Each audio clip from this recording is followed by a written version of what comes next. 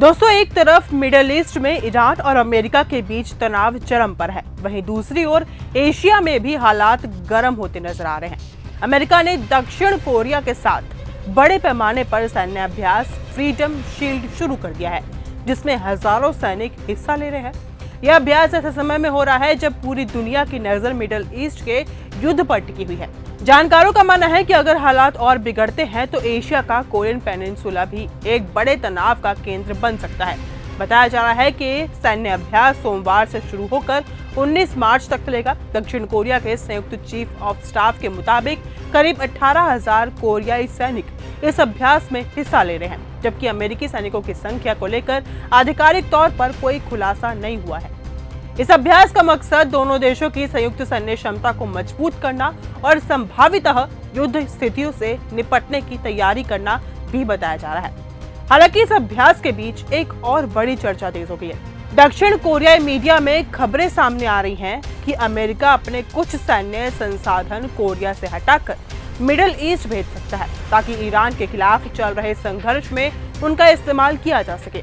हालांकि अमेरिकी सेना या फिर दक्षिण कोरिया दोनों में से किसी ने भी इन रिपोर्ट्स पर साफ तौर पर कोई पुष्टि नहीं की है, लेकिन इतना जरूर है कि इससे दोनों देशों की संयुक्त रक्षा रणनीति पर भी कोई खास असर नहीं पड़ेगा।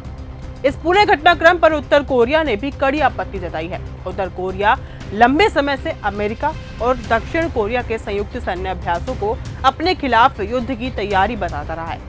उत्तर कोरिया के नेता किम जोंग उन ने हाल ही में एक बयान में कहा है कि अगर अमेरिका और उसके सहयोगी देशों ने सैन्य दबाव बढ़ाया तो उसका जवाब भी उसी ताकत से दिया जाएगा।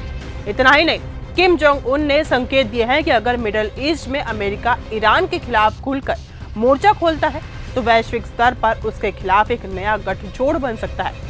जानकारों का मानना है कि उत्तर कोरिया पहले ही रूस के साथ अपने सैन्य संबंध मजबूत कर चुका है और यूक्रेन युद्ध में भी रूस को हथियार और सैनिक भेजने की खबरें सामने आ रही थी।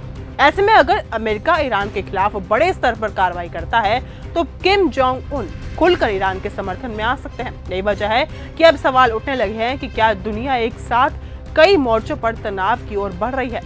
एक तरफ मिडिल ईस्ट में ईरान और अमेरिका के बीच टकराव और दूसरी ओर कोरियन पेनिनसुला पर बढ़ता तनाव। अगर इन सभी घटनाओं की कड़ियां आपस में जुड़ती हैं तो वैश्विक राजनीति में कितना बड़ा भूचाल आ सकता है, इसका अंदाजा भी नहीं लगाया जा सकता।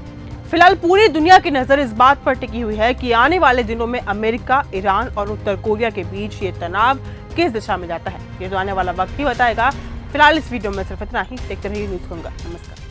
अगर आपको यह हमारा वीडियो पसंद आया हो तो इसे लाइक और शेयर करना बिल्कुल ना भूलें। साथ ही हमारे चैनल न्यूज़ गंगा को सब्सक्राइब और फॉलो जरूर करें, ताकि देश और दुनिया की हर बड़ी खबर आप तक सबसे पहले पहुंचे।